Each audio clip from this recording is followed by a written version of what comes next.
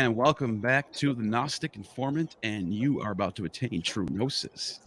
And today we just wanted to go live, just last minute thing, because today we just released a new course, and it's the Mystery Cults course, guys. You guys want to see my video from yesterday, and we sort of talked a little bit about it, but also I want to talk about it today as well. And as you see in the title, the Christianization of the Mysteria. That's a direct quote from Dr. Litwa, who's teaching the course. I just love that. Christianization of the Mysteria. And so, I don't know. I just wanted to talk about how there is this ancient world. We get to the first century. You know, we're in this world where there's mystery cults all over the place. Egypt has their own version. Phrygia has their own version. Athens has their own version. The Thracians have their own version. And they're all sort of similar because they all have these initiatory rites. They all have different mythologies, different gods, different little qualities about them.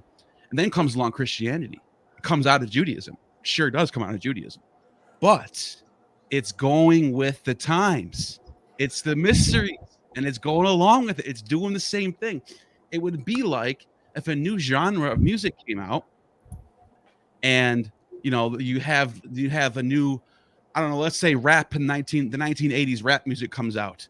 Well, there might be a new sort of subgenre coming out of that might be inspired by something that came out way before, but it's also going with the times. Similar to that, if that made sense. I kind of butchered that, but what do you guys think about that? Anybody can jump on. Amon, do you want to go first, or do you want me to jump on it first? Oh, I defer to you, please, Derek. You're the master. Oh, I definitely am not the master, but in my opinion, I wouldn't even say it's far back stuff, Neil, because we find things within the New Testament that Josephus and Philo mention, which means contemporaneous Judaism is aware of these things. Hellenistic contemporaneous Judaism is aware of these kind of things. Like Moses didn't die. Hold up, man. I read the damn Bible. What do you mean he didn't die? He was buried by God, or the Hebrew is ambiguous, so they want to hide in certain manuscripts. They're like, God can't touch an unclean dead corpse, so he didn't bury him, but he was buried by angels, or he's buried someone, but he didn't die. He had an apotheosis.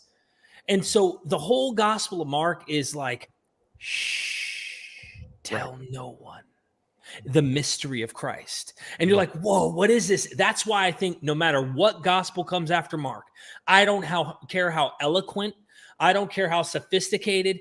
In terms of drama, once you know Mark in mystery, nothing trumps the Gospel of Mark.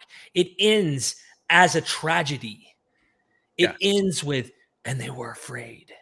And it's like, what's going to happen, dude? So in Jesus' case, on this idea, I love the whole idea of understanding the context, the zeitgeist from which these movements come from.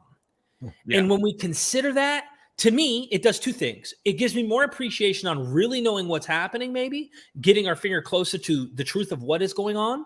But it also makes me realize there were plenty of these games in town. So don't act like epistemologically yours is the single truth. They all had salvation they were selling, baby. And you want your flavor, go to this one, go to that one. It's all up to you. So the apologist, I think, should just calm down, get off their high horse, and appreciate the ancient myths and their stories and appreciate them. Don't deride them. I think it makes me like them more when I find out about these early Christians and what they really were doing, and find out how human they were and how interested they were in all these cultural aspects. It makes me like them.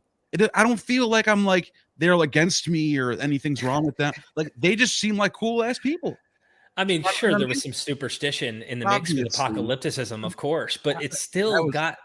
Yeah, like I get, like, I don't judge the ancient world by my modern ethics, even though I wouldn't repeat them. I might think in real life, if that was happening, would I have thought that was a good person or not? But I watch Game of Thrones. I use this analogy all the time. And there is sex, violence, the most crazy, incest, you name it, nuts. Like, what the heck? And it makes for good drama. Yeah. And it makes for a fun, entertaining viewership. I do the same thing in the ancient world. When I read this, it's like I'm entertained by learning how humans are just crazy as hell. And we don't know what we're doing. We're trying to figure out what we're doing, but we don't know what we're really doing. Yeah. I want to know them. I want to know them by the drugs they use. So Listen, it's funny. That is funny, but if That's you get the true. course, you get the course, you will. He does teach that in the course because that is part of the mysteries. That is part of the Lucianian mysteries and a couple other ones too. And we have recipes all over the place. We have thousands of pages of classical pharmacology from masters like Galen. And I was digging in one and found, nobody's translated this stuff. I was digging in one and found an old recipe that was used by Nero. So his magi managed to get a hold of it, and it has all the good drugs in it. And you know, it's supposed to be the kicker of the mystery. Yeah. So yeah, let's find out the base. How do we? And by the way, guys, why don't we get into, since it's okay now to talk about drugs and pharmacology, why can't we talk about their use of sex? Why can't we talk about the combination of it's like, did you watch it? Are you cheating right now? No, I'm joking. I know you're a classicist. I'm joking. By the way, I'm on this classicist for anyone who doesn't know. But you are literally telling them what they're going to learn in the course, because even in the illusion, even in part two. Okay, let me just real quick before we even go start. I'm just going to show them. I'm not going to show them the videos or anything. I'm just going to give them a quick little glimpse, and this is what the courses looks like. You get your own little section tab and tells you how far in the course you've gotten. That is very useful. I just found out about this. Also, the course will be over here. You have different notes and bulletins. The videos right here, they're all about 45 minutes. All 4K, by the way. All in 4K, great quality. Just to show you, like, just real quick. Yeah. Just to give them something to like see. So you can see how it's like real good quality. There's really maps. Good audio, maps, visuals, the whole way. Yeah. I mean, you're really figuring out how the mystery is practiced, and it's so interesting. You see regions. There's all these notes on each of these. They all have their own section like this. All 7 of them. And reading recommendations for those who want to go further. Yep. It just gives you so much. It's like taking a class. It's like taking a college class. I'm not joking. This is Does he have a section on temple prostitution by any chance? Well, here's the thing. You mentioned that, and there's in part 2, and I'm just going to give away a little touch. I don't want to give away too much, but in the Eleusinian mysteries, there's a section on there is how they had these idols. So there's the Priapus idol, which looks like an erect penis, and then there's the other one called the bulbous. It looks like a vagina, and they would bring these things into the rites, into the ceremonies, and it was like that. And Lit was so funny when he's teaching the course. He's like, when the Christians found out about this, they did not like this whatsoever. He's like, it's kind of funny thinking about it in hindsight. But it is, because like they were humans enjoying life. You know what I mean? It's kind of like if you look at Addis, right? There's a book called Cutting It Too Close. I gotta buy it. It's one of those expensive academic ones, and I maybe I can get a hold of the publisher and they'll send me a copy. But it's an academic press book, and it's about Paul writing his letters to Galatia. This is why I asked Kloppenborg on your episode, Neil, where I was like, listen, do you think there's any jab at Attis? When Paul is writing to Galatia, there's a huge temple of Attis in Galatia. And what's really mind-blowing is this kind of he's doing two things at once when he writes them in Galatia by saying, tell them to cut their whole dicks off. Yeah. He's saying, you know what, just revert back to paganism, they're really circumcisers that are trying to convert his audience, but this might be a blow at Attis. And the point is, while some cults may have practiced, like the Eleusinians had sexual rituals, the others, they did the opposite, right? They wanted to castrate and remove the sexual stuff. So it's all over the place on sex. It's like it's bad or it's good, and it just depends on what building you walk into and what God you're going after. Absolutely, in this time, it's wild. Derek, you get a free pair of clothing. You get free clothing for every castration. You take that penis once you cut it off, and you huck it into somebody's home, and they have to supply you with a complete kit of feminine wear. Isn't that nice? Cosmetics and everything. So is that during the Holy Week of Kybele? Is that what you're talking about? Yeah, it's when the initiates. Yeah, that's the week. Yeah. When they step up, the golly, it's when they commit and step up. And they had everything so worked out that people would say, okay, we got the penis, so we're bringing the clothing. Now that boy dresses like a girl. Yeah. And that's just how it was. Yeah. That was part of the rites in the Phrygians. And it sounds to some people that might sound like crazy, but back then, this was part of the Phrygian world. This was part of the ancient world. This was part of the religious world too. I love learning this stuff.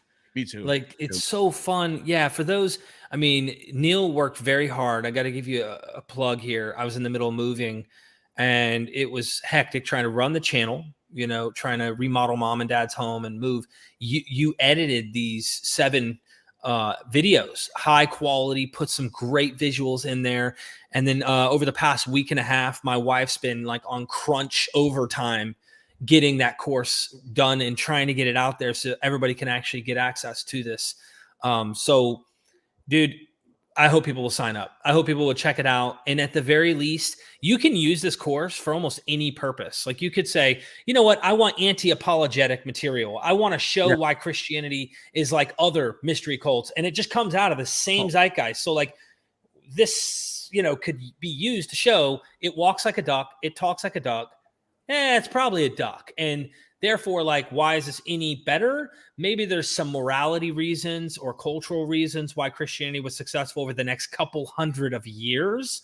But out the gate, this was probably not the most interesting cult. In fact, the heyday, as Litwa says in this course, was the 1st and 2nd century AD. You would think, oh, this is Dionysus, or this is Cybele, or whoever. You're thinking 5th century BC. According to Litwa, 1st and 2nd century AD was the wild, wild west.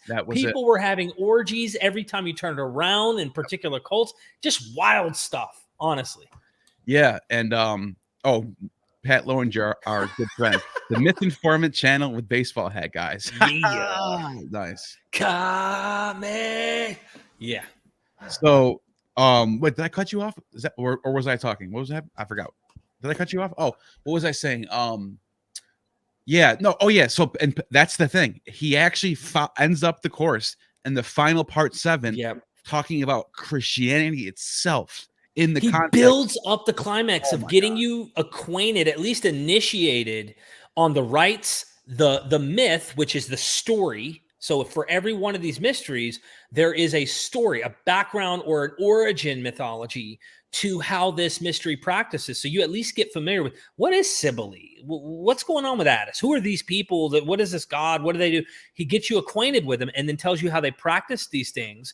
And then you get to the final one and he's like, look, there's no way he could exhaustively go through all of that. That would take forever to really point out all the details. But baptism, oil anointings, all of these like wild things we'd see, all the mysteries practiced. Even the language of mystery is used. It walks like a duck. It talks like it's not a duck, though. It's not a mystery religion, guys. Stop. This is not a mystery. This is authentic. This is real. Nothing else out there is like this. Nah, nice try. And then he compares it to other deities. So he shows why Jesus is, in contrast, trying to one up the fellow temples around and such. If Paul's going to go kick in the doors of those at Dionysus temple, he's got to tell them why Jesus is better. Or else, it's like what John Dominic Crossan said in a debate with a Muslim. He said, if Muhammad existed in the 1st century and he did not be a claimant to a son of God title, he would never have come off the ground. Like, nobody would have taken him serious. So if you weren't called a son of God, your game in town was useless. Nobody gave a crap about you. So it only works in the 7th century Arabia once Christianization has already happened and such. The point is, you got to know what you're dealing with when you're dealing with the environment and such. And he does a great job of showing that. Yeah, you're dealing with terminology. You're dealing with terminology. Christ, the word Christos. It's not what you think. The Christians didn't invent it, right? It's an old cult Greek word. And it means originally it means the one stung by the gadfly, the one who has the oestrus, that mania, right? These are all, mystery is all about mania, ecstasy, and entering that enthusiasm that they always talk about. And you can't get there without the drugs. And some of these, the big one, the Aryan mystery, uses the female body to produce this venomous concoction for their right. So when the Christians talk about Haima, they're all about love the Haima, baby. We love that we translate it as blood. And I was just working with a Homeric text today that translates it as that essence that you get from your parents that turns you into a living being. So it's translated to seed, right? So we have people like the Ophites, you guys both know this, who are drinking seed from the cup. No wonder John is yelling about, oh, your cup of porneia, your cup of idolatry, temple prostitution, right? It's all there. The interesting thing would be is could we bring an element of the science to that and say, can we reproduce this entity, this Medusa? It'd be, I don't know, be fun. Yeah. Here's a really good question from Kesha White. Thank you for the super chat. You really help out my channel. And it's the reason why I keep doing this thing, because you guys are there to watch and help out and have fun with us. And thank you for that super chat. What do Addis have in common with Jesus? What do you guys want? Do you guys want to jump on this one first? This is a pretty interesting question.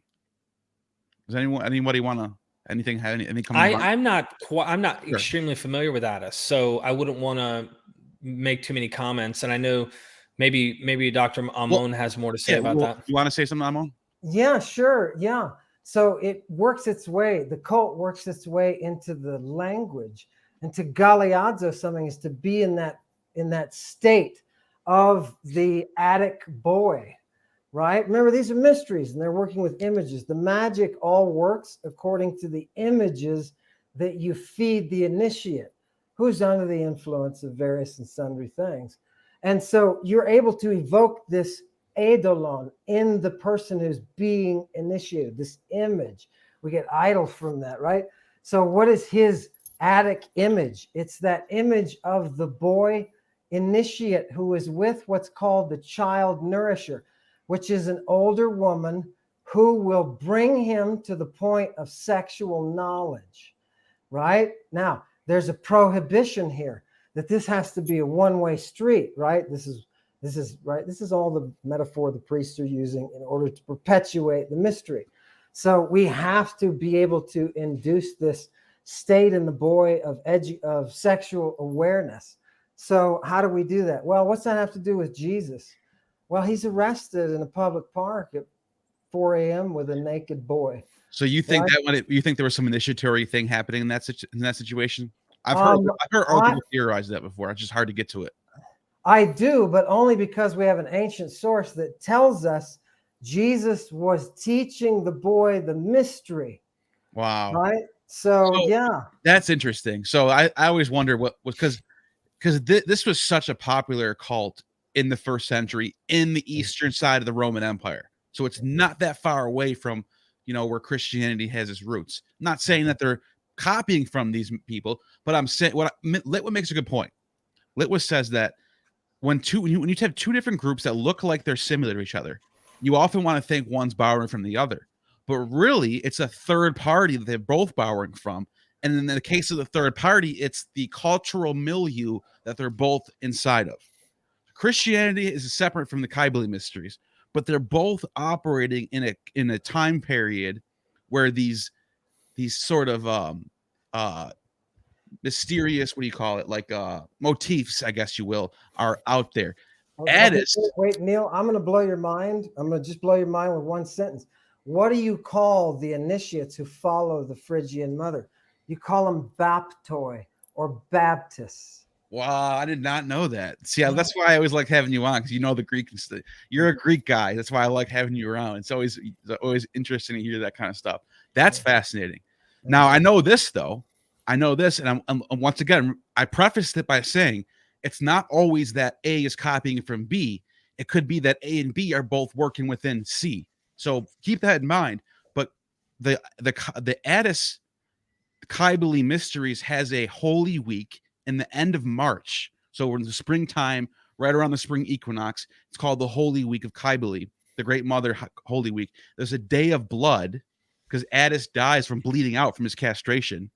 And then 3 days after that is the day of washing. Now, you could say, oh, Christianity copied that. It sounds just like the 3-day motif. But keep in mind, we also have stuff like Inanna in the Sumerian myth, who descends down in the underworld for 3 days. And so this might just be a common trope that you see throughout different religions. And my guess, I'm just throwing, this is my own speculation, I'm not getting this from anybody. My guess is that when Jesus went down to Jerusalem and got killed and got crucified, when they're turning this into legend, it's sort of like a automatic thing to think, okay, 3 days, died for 3 days, risen. You know what I mean? I don't know. I'm just saying. It's zeitgeist. There's too much of that going on. I think often is that like over parallels to kind of make a point. And in a lot of these mysteries, this is one of the things Litwa points out as he's careful in his academic research, is that like, let's not try to make Attis, what do they have in identical common? I mean, I literally think that the closest thing I could think of, because Attis doesn't bring salvation in the same way, unless there's one version of the myth where they go to pick flowers from where his blood, like, went when he was killed under a tree. But he dies under a tree. I guess the best, if you're like going out on a limb to try and connect, is that he dies under a tree or dies and becomes a tree. Jesus died on a cross, a wooden tree, right? So like, or in Acts, it mentions he was hanged on a tree, and cursed is any man who hangs on a tree. That's probably one of the closest things you can do parallel wise. I mean, I wouldn't try to force any direct connection. There's just a lot of games or how do you put it? A lot of different options in town here of myths. Yeah. Well, you know what it's like? It's like comparing Game of Thrones to Lord of the Rings. If you took those two shows, because now I guess Lord of the Rings is a show now. If you took those two shows and put them side by side, you're going to find so much in common. Oh, look, they both have dragons. Oh, they both have a kingdom. They both have a savior. Bilbo Baggins and Jon Snow they're so much alike. But it's not intentional. It's just the way the mystery world, or I'm sorry, the fantasy world is drawn up. There's a norm. There's a regular way to do it. So when it comes to the mysteries, you see that very often. You see the same sort of common tropes. Doesn't mean that one's copying the other. Hey, Pat has a good point right here in the chat, though. I think the direct indication to ritual castration being either practiced, encouraged, mandated by Jesus in Matthew 19, ritual castration was seen as an extreme devotion like many early Christians. You got to think about the eunuchs, right? Yeah. Like just like Amon mentioned, these Attis followers that would castrate themselves and then take on women's clothing. Like I've talked to a few of the scholars who get into the whole gender stuff in the ancient world and point out eunuchs were like considered a third option. They were like, you have male and female, but like they were their own brand. And like when there was a eunuch in town, you didn't consider them either or. It was like they had characteristics that were feminine, but you kind of go, well, what are they? They're their own thing. And it seems like if you're going to have neither male nor female in heaven in the resurrection, as Jesus is implying, and this is a radical apocalyptic movement, just imagine the combination of Attis type beliefs with apocalypticism. You might want to just cut it off for the kingdom. And if I'm not mistaken, didn't some of I could be wrong, Heaven's Gates people, did they castrate themselves? I don't know. They did some weird haircut thing though. That could have been like. I know they obviously committed suicide and they exited their what they call this vehicles and went into the UFO, but like the spacecraft when they died. But like, I'm wondering if they castrated or if any of them were castrated, because that was an extreme sign. Like that would be interesting. That would be interesting. But if there's any way for us to be the most scientific, because you can say, okay, the similarities between Attis and the situation with Jesus and his mysteries. What you can make any conclusion you want to. If it's not based in a primary source, you got no ground to stand on. So if we can we have all of these, you guys do this all the time. You dig these things up. If we can use these primary sources to construct a realistic, scientifically sound and stable scaffolding on which the ancient world hangs, why shouldn't we do this? If we can create that theater, why can't we do this and show ourselves what was this world like? Juvenal, for example. Okay, you can talk about the mysteries and whether or not what was passing from whom to whom, right, or from who to whom. What about transporting yourself back to the time and saying the Baptists, a group of people starting out in Asia Minor, and ultimately they get to the point that Juvenal, a Roman satirist, is saying, you know what's funny about the Baptists is that giant penis-shaped cup that they all carry out with them when they take the boys out to the wilderness. It's like Uncle taking you out to the shed, what's going on, Uncle? Yeah. You know what they're trying to do? They're trying to open heaven. You may not have realized it, but that expression, to open Uranos, is an ancient mystery expression. What's coming? You notice that Jesus only goes through his trek into the Erene, the wilderness, after he's had this experience, and there the devil talks to him. We all know that. Because the Erene, the wilderness, is that place that the worshipers of Hecate go. She is known as the wilderness savior. Oh, wow. I didn't know that. Yes. This is a really interesting, I wonder how much we should give away on this, but you did give us $20. So Jim Marks, thank you for super chat. Can you tell us anything you thought was mind blowing about the course? Just one example if possible. Well, Derek, I'm going to let you watched it recently because it's been a long time since I actually saw the course because I've been doing everything else, as you know. Okay. But I'll tell you, I could just say this, and this isn't giving any information. I just want to say that for me, it was once you saw the 6 other mysteries and then you got to Jesus, you then went, I saw the duck. It quacked, it waddled, it smelled, it looked like the duck. Yeah. And you can't walk away thinking there's not something going on. That's it. I'm not going to give any more because the details are what you really get in the course. Exactly. Okay. Since you gave us $20, I can't just ignore this question because I'm not supposed to give away what's in this course. You have to get it for yourself. Litwa gave his real knowledge to the table. This isn't just like jump on a podcast. He gave us stuff that he's discovered in his education and his scholarship, stuff that is just amazing. So I'll give you one. In the Orphic section. So let me just pull this up real quick. In the Orphic Dionysian section, here it is. There is a really, really fascinating thing that Litwa tells us. And he says that sure enough, in the Orpheus, the Orphic mysteries, there was these golden tablets. And if Pat's still here, he probably knows exactly what I'm talking about. They had these golden tablets with little passages on them, and the people in the Orphic mysteries would carry them around, and there were like hymns and holy psalms and stuff like that. And one of these has one of the initiation information that you get. I don't know. I'm trying to figure out how to phrase this. Is that when you get to Hades, when you die, you're supposed to memorize a phrase in Greek. And the phrase in Greek, something along the lines of you walk past the memory lake and you walk past this, you walk to this, then you go up to this and you say this: I am a child of Aranos, child of heaven.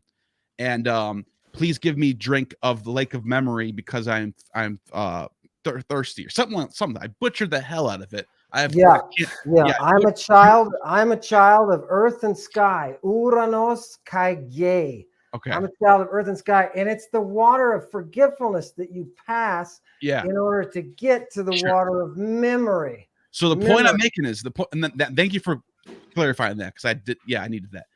The point I'm making is it turns out that there is a Christian text, and I'm not sure if it's in the Nag Hammadi text. I can't remember exactly where it's from. It's in the course. Litwa has that information in the course, but sure enough, on this Christian document is almost the exact directions verbatim for somebody who dies as a Christian, and the information they're given as a Christian to go to heaven is connected to the Orphic mysteries. When I heard Litwa say that, I'm not kidding. I was like,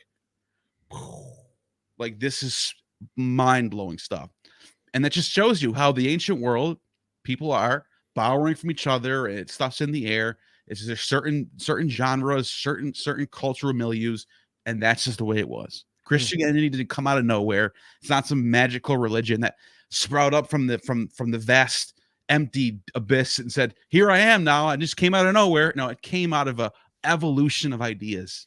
It's there. It fits in perfectly where it is. Nothing strange about it. Nothing special about it. It's right where it is. So that's all I'm giving you. Which makes you wonder why Christians wouldn't want this material to really be proliferated, because if they knew their own mystery as it was when performed, I don't think that they would. Consider that what has been accreted to them, what's been given to them, handed down generation to generation over the last 2,000 years, it might not look quite the same as what the original was involved with, right? So, yeah. Graham Pong is in the chat. Was for Jewish first commandment the deal breaker, making Christianity a one-way mystery cult? Once joined, no other cults were needed or allowed. It seems that seems like there's something to it, especially when you look at God-fearers who are entering synagogues. And I have a hard time believing that synagogues just were regular, just synagogues. They're out there in the diaspora. They were like their own little mystery rites in themselves. It's not like these people were like what we think of as Judaism in the strict, staunch sense that we assume Jews are practicing the religion. Like, if they're allowing non-Jews to come in, and by the way, these non-Jews were worshiping, these God-fearers were allowed to go into these other mystery cult religions and have different gods, and they were permitted to come in and worship the God of Israel. It was when Christianity comes in, has this like monotheistic, if I could use the term, that might be anachronistic, but the point is like the single deity, supreme God that is Yahweh, or depending on the form, if you get to Gnostic docetic views where that's actually not the good guy, Jesus has a different father.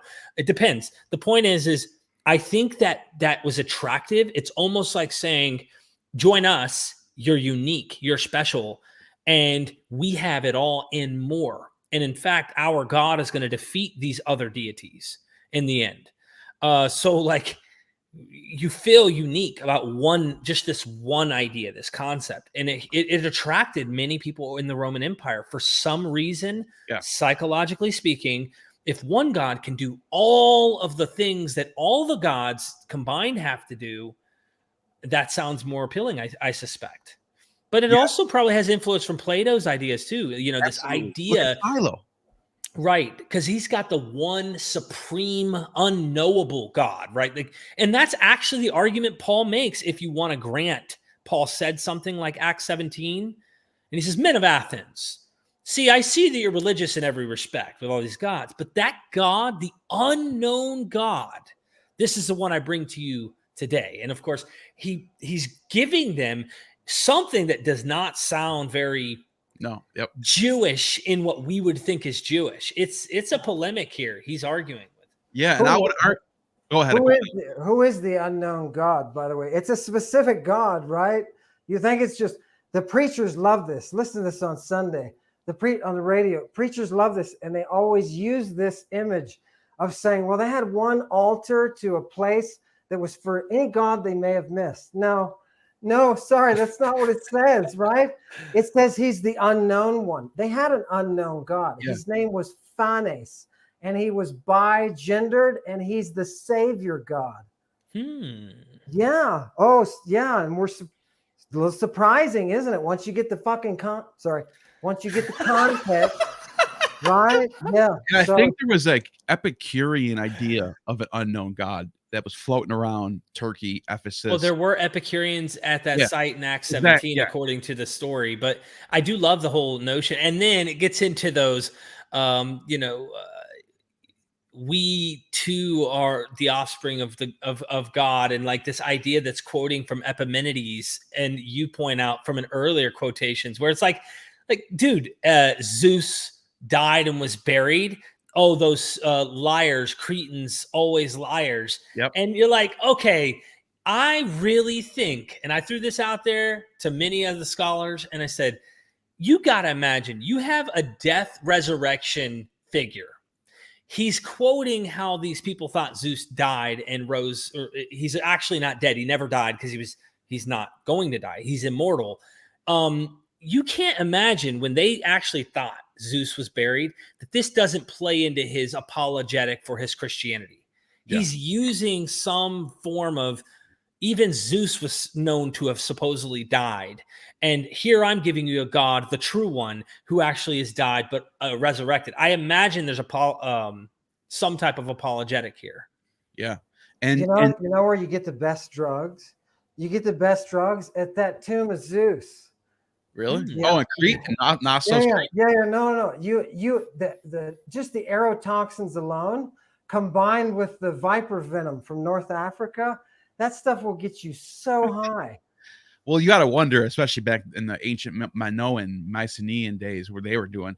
But back to what you were saying, Derek, with these synagogues were all over the place. These ecclesiae, or how you say, ecclesias, churches, right? And you had these people like Philo, like Aristobulus of Alexandria, like Ben Sirach, Jesus Ben Sirach, they're Jews. They love Moses. They love the Torah. They're not apostates. They're not like pagans. They're real Jews, but they also connect themselves. Like the recent quote you brought up, we're related to the Spartans, or the Spartans are writing to these Jews and going, we may have come from Abraham. When he said that the king of the Lacedaemonians reaches out to the people of Jerusalem and he says, we just found out that we're the seed of Abraham, just like you. Right. We need to make a pact. What does that tell you? It tells you that people in the ancient world were looking at this religion and saying, well, this is interesting. We should be a part of this thing. They're collabing somehow. They're collabing back and forth. And like I said, people like Philo, who are like, oh yeah, I'm a Jew, but Plato was a holy man. And he even mentions Diogenes of Sinope, who's a cynic, talking about the wisdom of Diogenes. He's thinking about the Greeks as holy people who we can look up to. And that tells me a lot about the ancient, what the time period was like. There's a lot I bring this up a lot, man, and I have to do it because I'm really a fan of Cattell Berthelot's work, Jews and their Roman Rivals, and pagan Rome's challenge to Israel. Like in the literature, the Jews called the Romans Esau. But what was Esau? A bad son, but yet a brother. And when you look carefully, there's polemics. Why do you think Philo's writing his works? Oftentimes he's doing it to defend Israel and their story against the pagans that are trying to slam them and say, no. He has a book called Apology for the Jews. Well, the Romans and the Greeks claimed, like you said, they come from the divine. Their laws, the thing about the Romans that was unique, they claimed that their laws were better than all peoples, nations, tribes, laws on planet Earth. And guess what? That's going to trigger a Jew when they say, hold up, we got the best laws, the Torah. And so they're competing.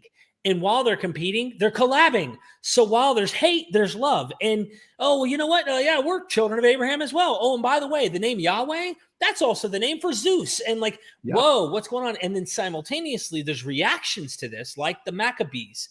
You see pro and against, and there's multiple factions. I imagine that the super chat you had up on the idea that synagogues played some role, I suspect. And then once Christians were kind of kicked out of synagogues, or they already started house churches while they were still allowed to attend synagogues, it was around, I think, the 90s when Jews in the synagogues said, you are not Jews. We know in historical record, at least, they are absolutely kicking Christians out. Jew or not Jew, you are not considered a Jew if you are a Christ follower. And that is where this huge divide happens. Many academics look at the Gospel of John and think this is when you see this huge divide and what we call anti-Semitism show up in the book because it's blaming the Jews.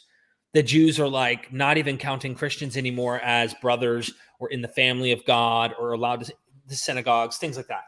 But there's so much to uncover in this. What do you think, Derek? Why do you think the Christians said the church fathers said the Jews have demons under their altars? It's kind of a strange, wait a minute, it's already sounding pagan.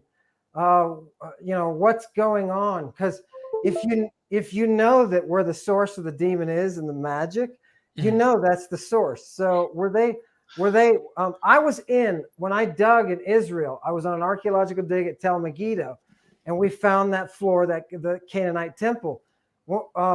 when I was there, I was standing in a synagogue, an ancient synagogue, 2nd century, Wow. right, on site. And what they found was no Hebrew whatsoever. Everything is in Greek, and there's a giant mosaic of the god Ion. In order to that would be the best way to explain it. The ribbon of the constellations and the movement of the constellations through the Ion. So the zodiac, you might say it's a zodiac, and it's in a synagogue. So why? Something's Dude, this going is on. so good what you're saying here, Amon, because Pat just debated a guy on this. I call him the 7th day guy. He argues that somehow because we are under a 7-day calendar, it proves that the God who created the 7-day calendar, Yahweh, is our God, right? It's all this kind of fundamentalism anyway. But Pat, I think he wrote a great, I kept calling it an article, but it's like a written statement about his case. And he gets into cultural transmission, if you will. And you got to think, these are the small kids on the block. The Jews are not in control. And in every nation that they're getting their, handed to them, or they are the underdog, okay, that nation's, the flow of information that is going to dominate is coming from the conqueror. This is why Jews ended up having Persian influence. This is why Babylonian influence is what we see in Genesis in the Bible. The same goes down into the Greek Hellenistic era with the Greeks and the Romans. That's why I brought this book up, because it says Jews and their Roman rivals, pagan Rome's challenge to Israel. Now, the whole point is, in this book, she says, many scholars have written on how Christian Rome, after the conversion of these Romans, how they impacted Jews. And they've written on this. Not many academics have focused on how much did pagan Rome impact the Jews. And in this book, she goes through the impact through the different civilizations all the way back from Assyria, Babylon, Persia, Greece, and Rome, and showing city-states in Greek and their how they operated, the Jews emulate. Romans and their laws and their nobleness and their inclusion. See, the laws were interesting in Rome.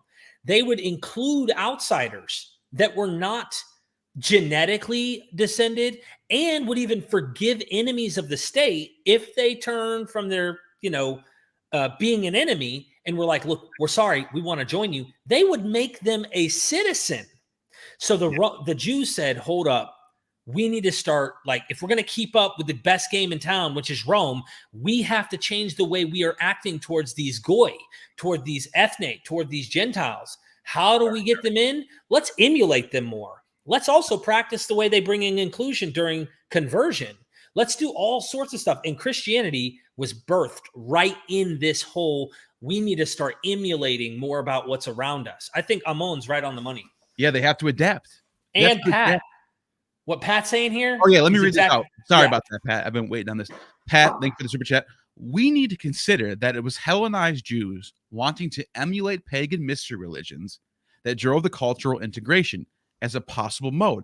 Absolutely. For something to survive, whether it's music, whether it's art, poetry, whatever it is, you have to adapt with the times. I can't just put out a song that sounds like it came out in 1920 and think it's going to hit the radio today. It's got to go with the times today. And that's the same thing for ancient cults, right? I would only add to that they're not just jumping the track and trying to emulate mysteries. They're pagan mysteries. They're trying to emulate them because they are a mystery. If you look at what Moses sets up with the tabernacle and the meeting place where the oracle can come and be responsive, where God can speak and give you those 10 tables. Sorry, I got that confused with the Romans who have 12 tables and who had a sibyl, or what they called a Musa, give them to them. That's crazy. Okay, so where's the difference? Isn't this all the same quantum physics? Seriously. quantum physics. Like, I really love that approach. And Pat, great point. It just goes in what Amon's trying to say. Sometimes I get caught back and forth in my mind on trying to see, you know, how Jewish is this and how Gentile. And it's like, you know, Dr. Litwa, who of course authored the course in terms of his teachings on the mysteries, in his book, Jesus Deus, he breaks down the history here, pointing out how academics for a long time tried to distinguish between Jews and Gentiles, as if there's like this distinction completely. And by the time you get into the first century, like, yeah, I wouldn't be surprised if Jews were dressed up in togas looking just like the Greeks. And it's like, hold on, who are you, man? Like, pull your pants down. I'm going to have to see a circumcision to find out. That's the only way you're going to know probably at that point. Yeah, because for 200 years, by that time, they had already been going to synagogues with what we would call zodiacs, right? Mm-hmm. Where did Moses and Aaron work out the zodiac? Oh, I know. It was when they were doing that magic stuff that the Egyptians were doing, turning stuff into snakes and stuff like that, holding up snakes on sticks. Oh my God, I love this, guys. I'm in heaven. I'm totally aroused right now, and I just want to thank you for inviting me.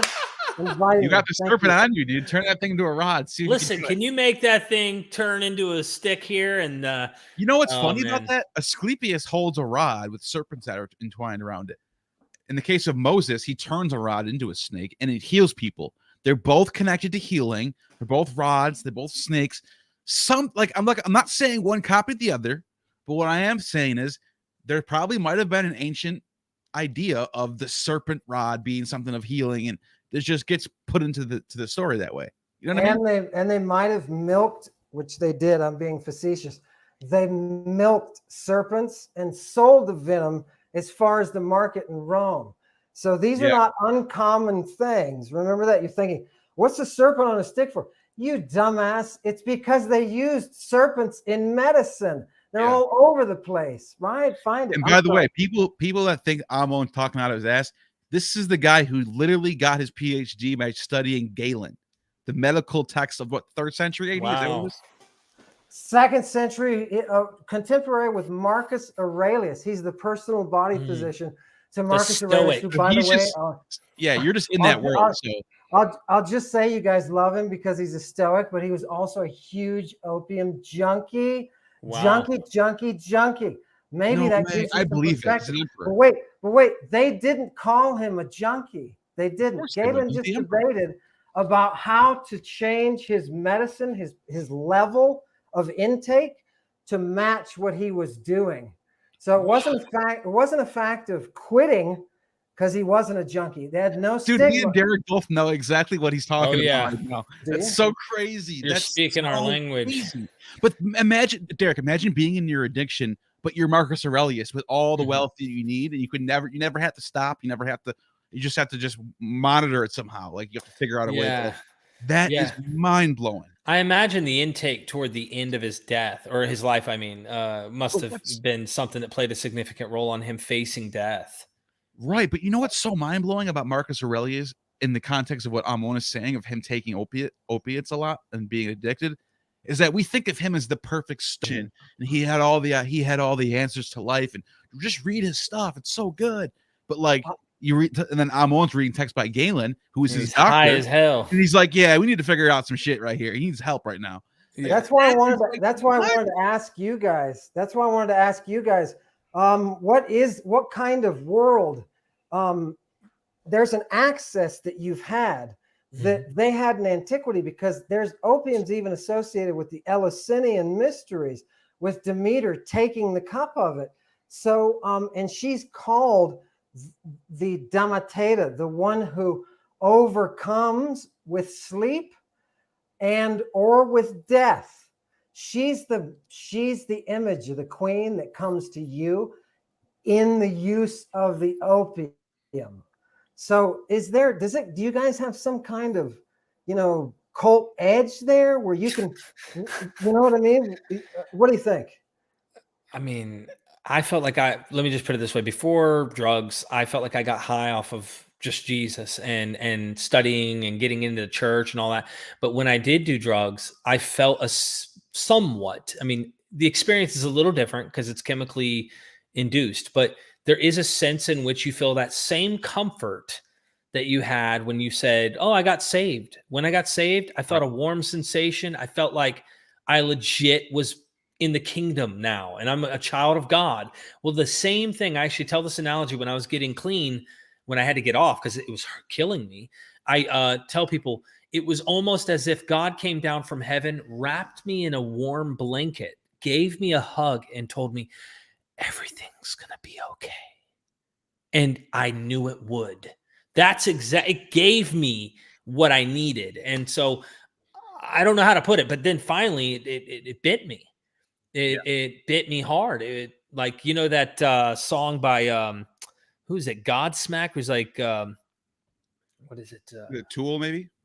I thought it was a Godsmack song. It was like, I'm not the one that's so far away when I feel the snake bite enter my vein. Yeah, you saw. I know what song you're talking about. Yeah, and like the snake bite is the opium in which he's injecting in his vein, and like I was like, whoa, that's really interesting that he uses it as a snake bite. And here's Amon talking about medicine and the snake, and of course, makes you wonder if Godsmack's aware of something. I don't know. You know, it makes me wonder, Derek, since that opiate is never used in any of the places that I've seen actual texts that talk about it. It's never used by itself. It's always been in compound formulas. It makes me wonder if there's something about the opiates in combination with the venom and with this dye that they were getting from the Mediterranean. It's this purple dye that they say now has DMT in it. I don't know if it does or not, but it makes me wonder that, okay, you went through the phases medically of having this thing on board and experiencing what it does. Now, what if the ancients were right and you could take that experience and fine tune it? Where on top of that, if we're Bacchants, we give you a psychotic and we tie you up and we beat you and right. Wait, it's not over. It doesn't stop there. And we bring you to climax, physical climax, so that you can enter a place and come back from that place with knowledge from that place. See what I'm saying? It's like sending you on an expedition. What if I'm in all realistically, since you've been to that zone chasing the dragon, you know what that is. Mm-hmm. And like those 19th century authors like Coleridge, you should read Coleridge, right? Because he wrote Kubla Khan under the influence of opium. He took his opium and then he fell asleep. He smoked it and he fell asleep. And then he had this vision, right, of the caves of ice. And within his caves of ice is complete mystery vision. It's everything that the Greeks called the Orphic Vox, right? Right? Oh, so what if, I don't know, if we could come up with some viper venom and whatnot, would it be worth trying to get back to that place that we've lost, that we can no longer go to? As far as for me, like I've actually had this thought since I've gotten clean, like what about trying to do a trip? Just no drug addiction involved here in terms of like worrying about opiates, because opiates, like that was a different level of like a habit that I don't want to risk. But as far as like hallucination or something, like would I be interested in trying that? I don't know. Right now, I don't need it, but I feel like if I was in a slump, I'd do anything to survive and anything to achieve peace and happiness. So if I was PTSD or whatever, there's legit scientific, reasons to do stuff like this under the right conditions to help one get out. So I don't rule it off the table, but I'm not going to lie. I'm a little bit afraid because first of all, I know how scary, I know what it's like to enter the unknown. I know what it's like to face chaos, because it really is oftentimes beyond your control. You get in the seat, you buckle up, but you can't unbuckle until it's done. And you learn so much, but it's terrifying sometimes. And it just depends on where it wants to take you and your mind goes. So I don't know. I mean, for me, I'm not sure. Neil, on the other hand, has like endless he's done it way more, and like he's probably not afraid to hallucinate and trip. Whereas me, it's like it's a scary place. I don't know how to describe it. Hey, Ariel. Hey. Were you showing? Yeah, I was just going to show, like, I know there's hundreds of pictures out there you can look at Christian art, but like you notice there's different colors to these plants. One of these, I think, is the opium plant. Oh, you didn't know that? It looks like mushrooms. Yeah, there are lots of mushrooms. I'm looking at Amon's face right now. He's loving this one. If you go in, like everyone thinks that. I mean, if you look at the academic world, right, most of them will say John M. Allegra was mistaken on the conclusion that he's trying to go, like he went too far, is what they'll say. But the fact is, no matter what conclusion you draw on Allegra's work pertaining to the Dead Sea Scrolls, pertaining to the Christian cult, like in Christian church history, there are stained glass art. There is art that actually has depictions of mushrooms in them. And it's not like, UFOs trying to like do the other day like we did. Is that a UFO or is that an angel coming out of heaven? Like it's pretty clear that there's some pharmakia going on in the church throughout history. And in this image, you see, this isn't like a single, one might argue on the right, that's Amanita muscaria, probably. On the far left might be psilocybin. But in the middle, one of these might be opium or poppy, or like my point is they were doing stuff. And remember, that's clearly a mushroom. These are Gentiles. Yeah. Like they're incorporating the pagan world. There's a combination of crap going on. Anyway, and it's funny that you mentioned that because I just pulled up Arrian's landmark campaigns of Alexander the Great text by Arrian, and there's a passage in here, and Jason Sobek knows this because we both talked about this one time, and it talks about how suddenly desire seized Alexander to visit a certain memorial of Dionysus. And he went to the Mount Meros with the companion cavalry. It was thickly shaded and all manner of wild beasts to hunt. The Macedonians, glad to see the ivy, which they had not seen for a long time, as there was none elsewhere in India. They're all the way to India at this point. This is late in story. Not even where there were vines. So they're missing the vines of Macedonia because they think of Dionysus when they see the vines. Anyways, eagerly fashioned wreaths from it. So they took the vines. I have a wreath right back there. They put a vine wreath on their heads. They donned them like Dionysus, and it says, "Glad to see the ivy." They fashioned wreaths from it, donned them at once, and sang Dionysus' praises, calling on the god by various names. Alexander sacrificed there to Dionysus and feasted with the companions.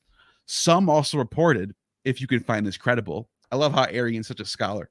If you can find this credible, he says that many of the prominent Macedonians in Alexander's inner circle, having crowned themselves with ivy, invoked the god, were possessed by Dionysus, honored the god with cries, "Evoi, Evoi," and flew into a Bacchic frenzy.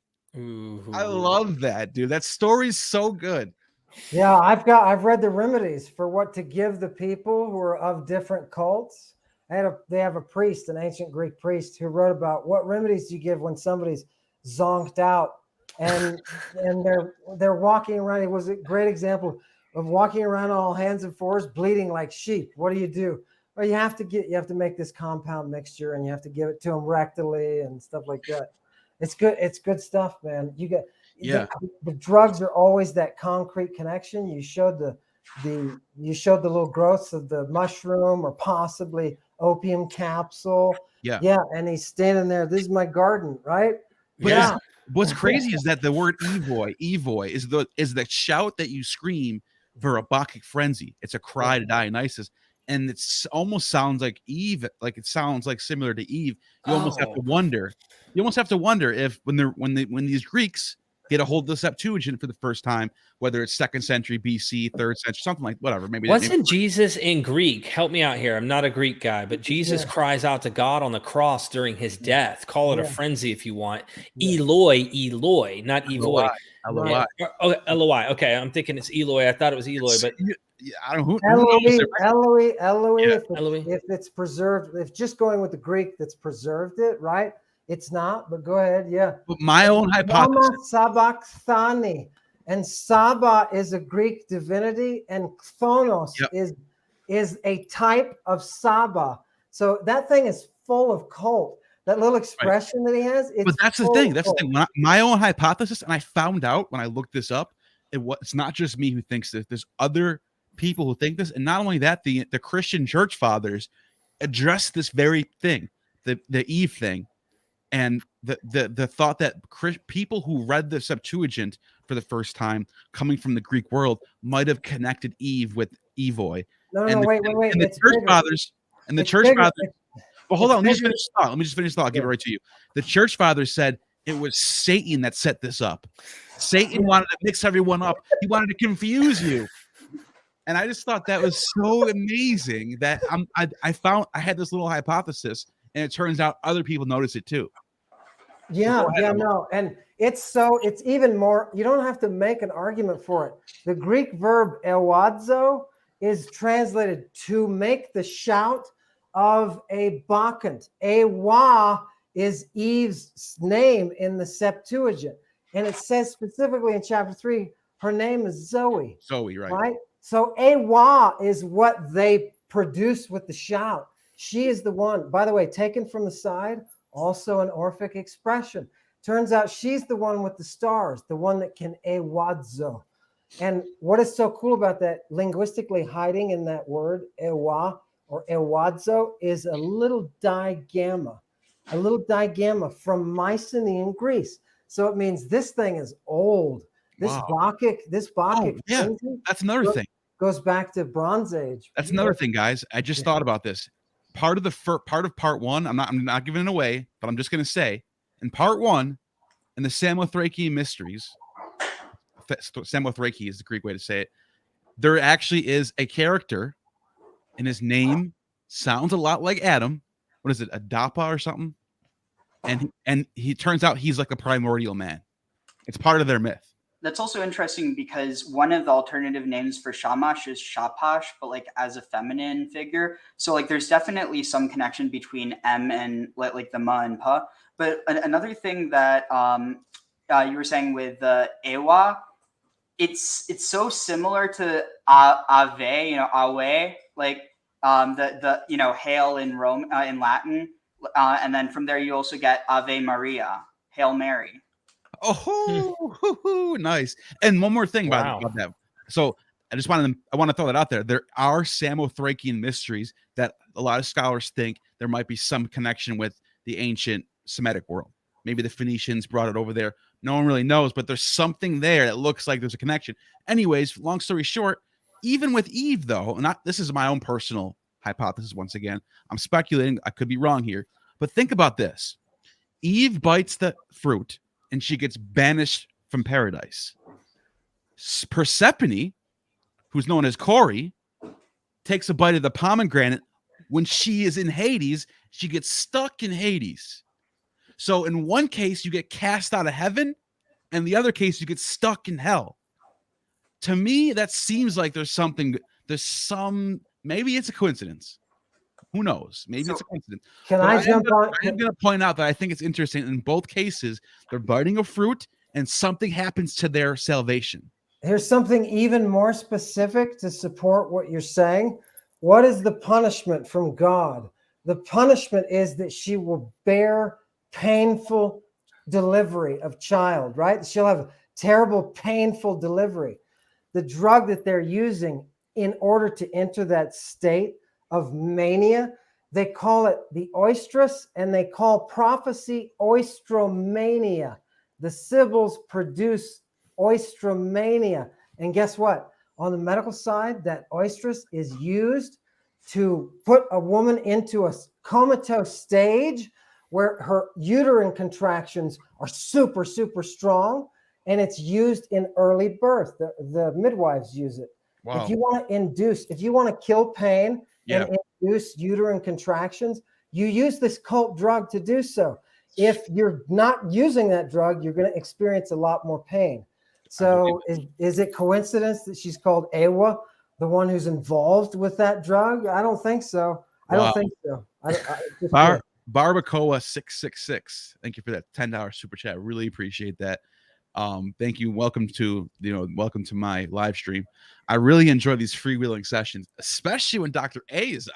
Shout out to Dr. A right there.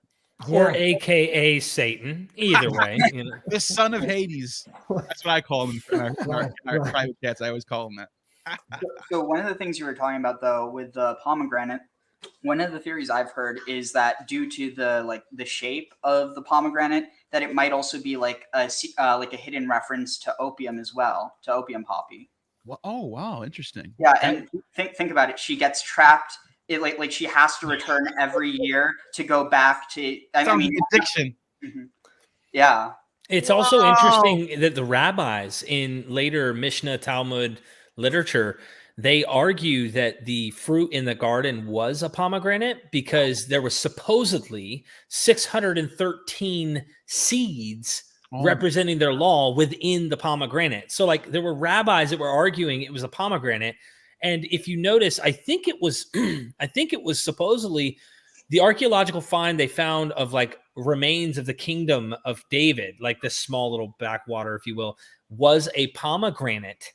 And it makes you wonder, like the house of David is like related to this pomegranate. I wonder if there's something to it. Who knows? I also think that kind of what you're touching on, because it kind of going in the whole theme with Rosh Hashanah, which is almost here. The 613, it represents the commandments. But like if you look at it more esoterically, the 613 commandments are the law, and the law is like the Torah, but the Torah is understood as like, there's this one concept of, God, or so Yahweh, the Torah and the Jewish people are all one. It's not within a Trinitarian concept, but it's more so that like within one is contained. It's kind of almost like a Russian doll type thing. I'm not able to explain it, but basically what I think is significant is that if you look at the 613 commandments as being representative of the law, like you can see that, going back further, it might actually be referencing this concept of like Asherah, because of the fact that like she was understood as like the law that it's difficult because I don't want to overstate, but like especially I don't have everything off the top of my head. Sure. But just the connection between like the concept of like for instance, so Ceres, which kind of going to the idea of Demeter, Ceres was a lawgiver, but where get the cereal from too. Yeah. So contrary to that, the concept of Yahweh isn't that he is, he doesn't marry the lawgiver. He's married to the law. Wow. Solon has an interesting story too. He goes down into Egypt and learns all the mysteries from Heliopolis and brings it back to Athens and starts a law code there. And a lot of I think it was Philo or Josephus, one of the two, was like, yeah, Solon basically copied our laws. That's why he's so great.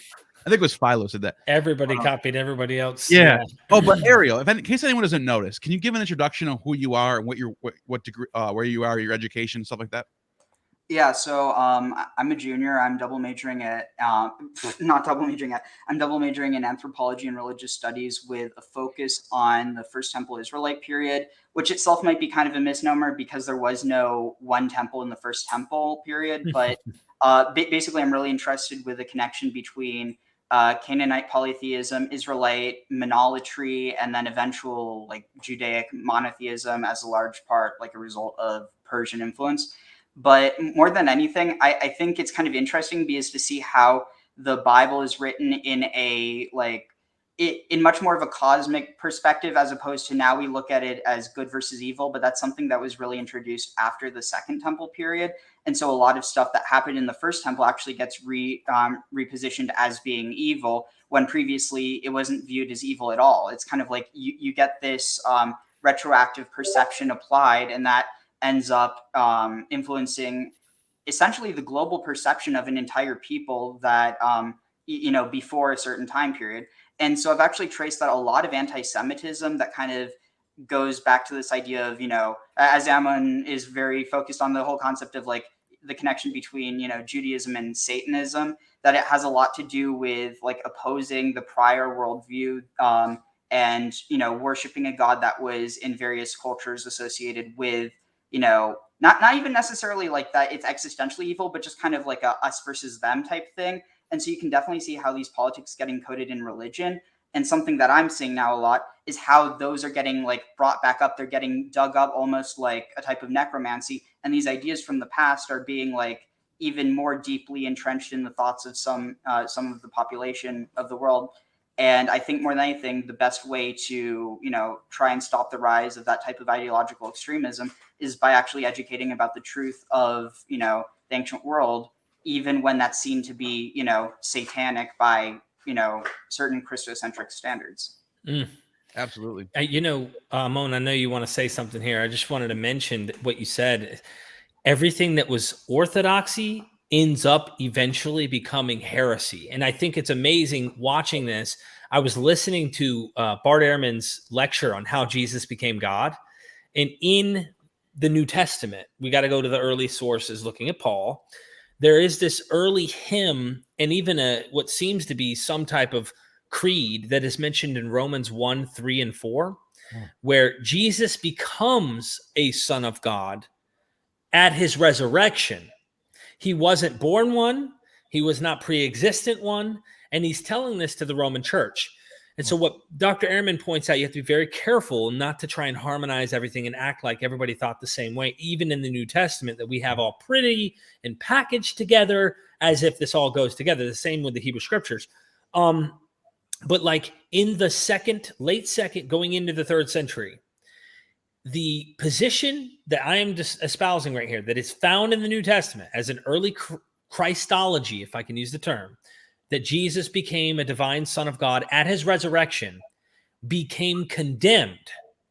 So the earliest known first, if we have any fossil in textual evidence of what the Christology understanding was of the earliest Christians, that Jesus became at his resurrection a son of God, became condemned as heresy by the very supposed movement that is following the very guy called Jesus. So the earliest followers became heretics, if you want to get technical. Now, of course, they wanted to harmonize them. But like, I imagine this happens in every single freaking movement of, That makes sense. Yeah, it depends on whether you're drinking semen or not, right? Because the Ophites are right early up on the scene, drinking their semen, and they have their intermediary Magdal, like Magdalene, and she's doing her thing, and she's able to initiate through this process. So yeah, no, it's the heretics are right up front. I would like to know from Ariel, is there any interest in the Aryan mystery? Is this part of, people are starting to look into these Black Sea tribes, Black Sea, it's in the media a lot lately, you know what I mean? And all of these peoples that are from this area, they supposedly congeal at one point. They set up the queen, their own queen, the head of the Magi, but they changed their name from Aryan to Medic. So what I'm wondering is, can we look into that? I mean, these Scythians are all weed smokers, right? Everybody knows that Scythians are giant weed users, right? Okay. Anyway, they're right in the middle of this. And believe it or not, it gets transmitted down over to the north side through these prophecies. I'm wondering, is there any interest today in the way that you see things moving, because you're studying these, beliefs and movement? Is there anything that would indicate that it's moving back to a reinvestigation of the Aryans and the first mystery? I mean, I like, it's definitely something that's going on. I think that what's key is, later, Derek. Just guys, I have to get off of here. I really appreciate it. Until next time, get the course. Yeah. Get the course. Neil's got the link and you won't miss out. It's really good. Thanks for joining us, Derek. It's been a pleasure. Thank you, guys. Take it easy. Thank you, Derek. Hail Satan. I know Amon loves that, Later, guys. Hail Satan, brother. Hail Satan. So, so from what I can tell, I mean, like, even in the Hebrew Bible, you see the let me see if I can pull it up, but the reference to like Kana from a foreign land, and that it was brought in by traders, and that like there's this I forget off the top of my head what the term is, but yeah, it definitely references Scythians bringing foreign goods. And so really what I think you can probably see is in the same way as like the reason why Islam became so prominent has a lot to do with, trade routes and with um, like yeah, mainly trade routes. Because the fact is that like at that time, especially that a lot of the Arab tribes were merchants. They would buy stuff at one port and bring it up to the King's Road. But so in that same way, the reason why like Islam became such a big thing has a lot to do with the environment that they were existing in. I think it's probably similar with the Scythians. The Scythians had some of the goods that no one else knew how to get, and you can track the spread of cannabis through them. And additionally, Cybele was a Scythian goddess, wasn't she, or Phrygian? Phrygian. Just to be safe, just to be safe, I always say Phrygian. Yeah, Anatolian. You can even be more general and just say, "Oh, it's an Anatolian divinity." We know? Yeah, there's different stages in history. She goes back thousands. She goes back a long time. They found idols of her where she looks like just ancient, big earth mother looking figure. And then you got like later, like closer to the 1st century, you start seeing her looking more like a queen with a crown and sitting on a throne. But like, I actually did a video with this with Pat Lowinger. I don't know if he's still in the chat, but we broke it down. We showed all the different images and like how she ends up in Rome in the 1st century BCE after Pompey the Great sacks all of he takes over Asia, goes into Jerusalem, does his thing, and they bring back the idol, this famous idol that they thought had magical properties. They thought that she can help Rome by bringing her to Rome and setting up her temple there, that her powers would be transferred over to Rome. That's how serious religion was back then. And they did that. They brought her back. They brought Pluto, and this is actually a little bit before that. Pluto goes to Egypt. By the Ptolemies send out for Pluto. They find Pluto's idol in Sinope, right off the coast of Turkey on the Black Sea. And so I guess like Ptolemy had a dream that was like, come and get me. I'm Serapis. I'm your god. I'm in Sinope.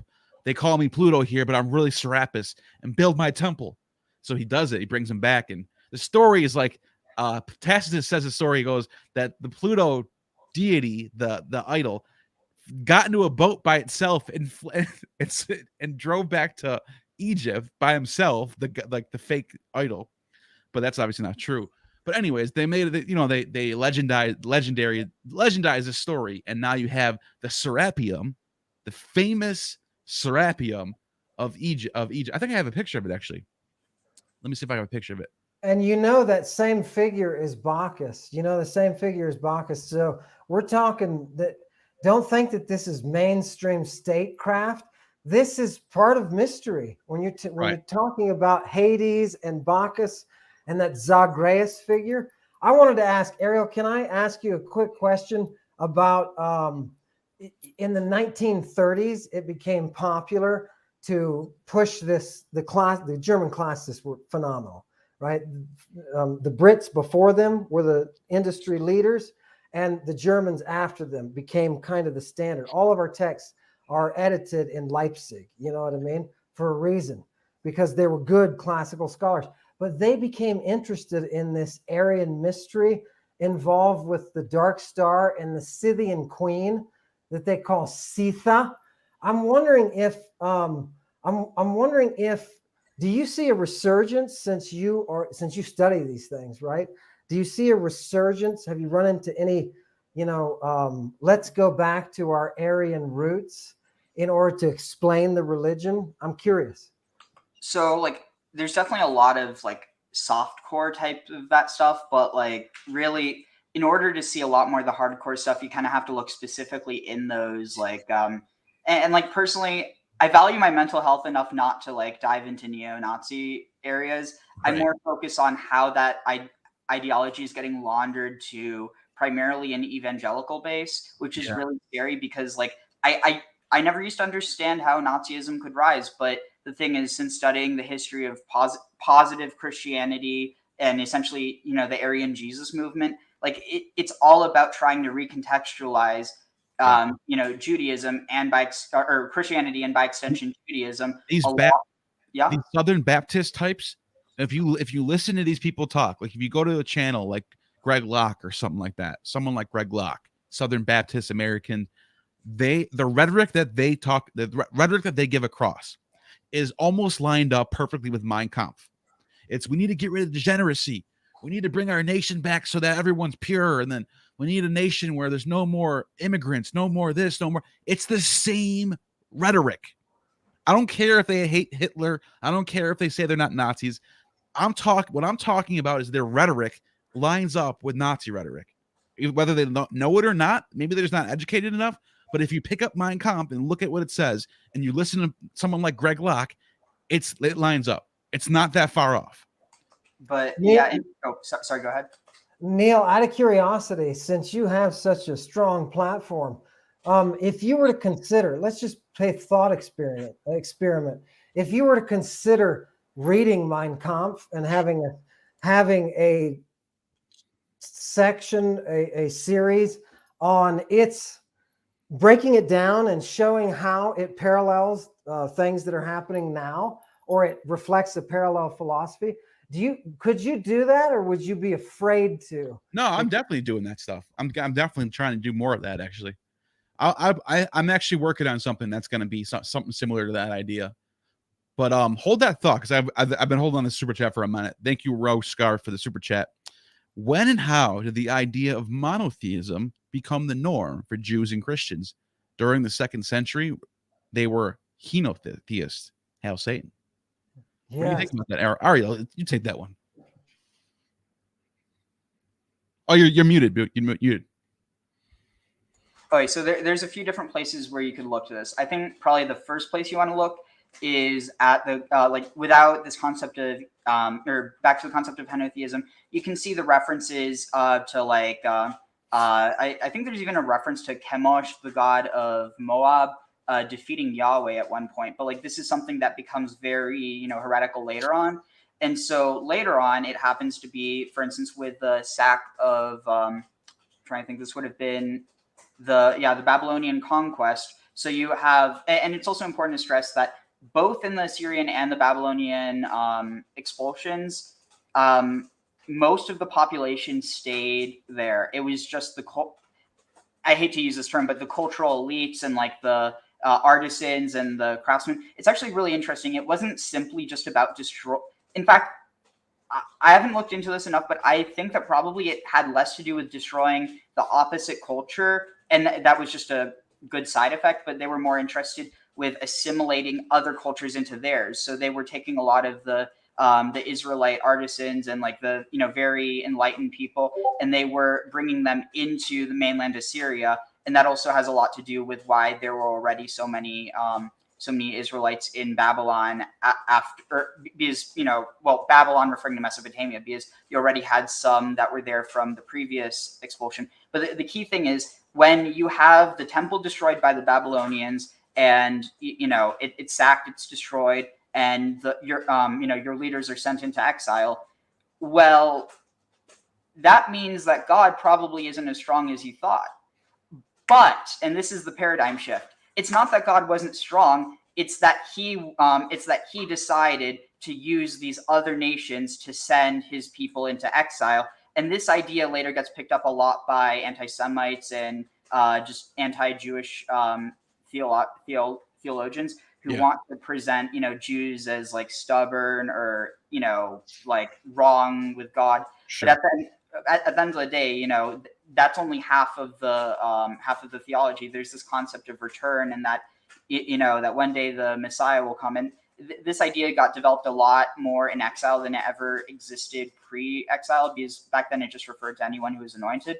But I think what's key is that, so you now have this idea that, that God, Yahweh, sent Israel into exile. And so they end up syncretizing the idea of Marduk and Yahweh and basically assimilating the traits of all these other gods. And they glue it onto Yahweh like one of those Katamari, or that one video game where you're rolling around with a ball and you just pick up different stuff. And so like that's kind of what I think probably gave rise to the idea of like Gnosticism and the concept of like the creator god as an evil deity, like of, you know, that absorbs all these other gods, essentially the concept of a god eater. Like at the end of the day, that was all the result of, you know, a political response to, you know, a political situation that eventually got, you know, was it encoded in theology. And so as a result, you have this idea that there is one, you know, one true God that is in, you know, in control of all the universe, and then you have all these other false gods that are just idols. And alternatively, you can view them as their actual forces, but they're evil, or you could view them as they're just, you know, they're not real, and worshiping them is like asking a stone to be. I don't know. I think that that's probably where it originates, and then eventually you have this idea that that's also when you get this change from Yahweh is was it? I am the Lord your God, and you shall have no gods before me. And that, so before in Hebrew, lifnei, it's like in priority. So it's saying put no gods before me. It's not saying don't worship other gods. It's not saying other gods don't exist. It's saying put no gods before me. It's kind of like if you had a relationship where it's like you're able to, you know, sleep around, but you still have to, you know, you can't just treat your spouse like shit. So I think that's probably how it changes. And then it really gets cemented with the concept of good versus evil with the introduction of like Zoroastrian theology. Sure. Can I answer that in one sentence? Yeah. I'm going to guess Jehovah became a monotheist on the day that he kicked out his wife and her dirty, dirty stuff that she was doing. You know, I think that's when the whole thing went over. Is that an astral pull? Because once. See what you got. There you go. Oh, look at that astral pull. What do you do with that? What do you do with that thing? I'm not sure. I'm not sure you should be showing the kids that. Well, no, that's a good point though, because the fact that astral pulls are a problem, like you got in the Book of Chronicles and all that, and Kings, and they were putting up astral poles, and we had to outlaw it. Where are they getting this idea from? It just was that was part of the religion for a long time. I would say up until 4th century BC, right around there. So I've actually been taking a Roman religion class this semester, and it's brought up some really I mean, I think I know why they wanted to get rid of the worship of Asherah. Part of it has to do with like they wanted to centralize the temple cult so that they could get all the incense to themselves because they were competing with other cults. But so here, I'm going to read this from one of the readings I had. So this is about Rome. It's in the context of the cult of Juno Sospita Mater Regina. I forget what Sospita means, but basically Juno, Queen Mother. But so here's what it says. Her character was complex. Her type may have been influenced by that of Athena Polias, while the rugged upturned shoes suggest the cult came to Latium via Etruria, via the Etruscans. How soon it reached Rome, we do not know. Juno, of course, had formed one of that Capitoline triad, while Juno, Regina, received a temple on the Aventine in 392. Here's what gets really interesting. And it also is very like reminiscent of some of like the like series imagery, but also the concept of Asherah, as well as Kybele. But so at Lanuvium, each year, blindfolded girls entered her sacred grove, bearing gifts of barley cakes, which barley cakes or like cakes were offered to the Queen of Heaven in ancient Israel. That's one of the things that's mentioned. But so bearing gifts of barley cakes for a snake that lived there. If the offerings were accepted, the girls were proved to be virgins, and the fertility of the year was assured. Thus, Juno here may have originally been a fertility goddess who later assumed warrior attributes as protectress of the city. And you have that same typology with Asherah as like kind of the protectress of Judah. I think that might also be why you have this symbology of Judah. I mean, on top of the element of like lions as the predators or like the natural enemy of the shepherd. But I think probably it makes more I don't know anything for sure, but because the lion was the symbol of Asherah, but also the symbol of Kybele, and of, interestingly, this one Latin god. I think it was derived from the Sabines. I'm not sure, but Simone, you're talking about? Yeah. But this one goddess Feronia, who was worshipped as like a nature goddess, but she was also associated. And one of the interesting things, nature, but also fire. And I wonder if there might be like some sort of connections to the concept of the burning bush, but that's kind of like maybe a lot of seeing forest fires happen gave them the idea that nature and fire are connected. Interesting. I But yeah, thought of that. I don't know. And you said it was Juno Sospitas. It's Sospes is one who preserves or saves or protects. Oh, that makes sense. This is the Greek Athena. soter. Athena. This is the Greek soter, right? And these gods or goddesses have these specific epithets in the process. The mystery queen who gives of her body this communion, she is that soter. So it's actually sotera in the Orphic text, in the Orphic hymn. wow. Yeah. I was Asherah this savior? And she got divorced because she's obviously messing around. She's got the Uranian connections and the Ishtar and Astarte connections, and we all know Astarte is communion that has to do with sex. So, I mean, for goodness sakes, I excavated her floor right underneath the Solomon's complex to tax people on the roadways, right? So once you get rid of Asherah, for some reason, you got to go solo. Get your bachelor pad, God in his bachelor apartment, right? So what do? Can't have those priestesses anymore. Those Sumerians. and maybe that's one of the, I really think that has a lot to do with, so obviously there's a connection between like Asherah and the Shekhinah is like the divine presence of God, which is kind of connected to the whole concept of like anointing, but that where was I going with? Basically, that one of the things I think Jesus was probably trying to bring back, because he's pulling on a lot of these older pagan ideas that, a lot of people look at it now and they're like, oh, he was like reforming Judaism. But honestly, I think he was trying to go back to older things. And one of the things you can see, he goes around, he's anointing people with the oil.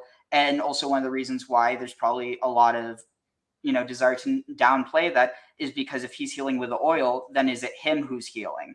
And I think when he's saying no one can come through the Father but through me, I think, I don't have any direct evidence of this, but I think he's probably quoting something that we don't have. And that's probably in reference to Asherah, because you see this very old concept of like going to the Father deity, or like the God of gods through his wife, that you appeal to his wife.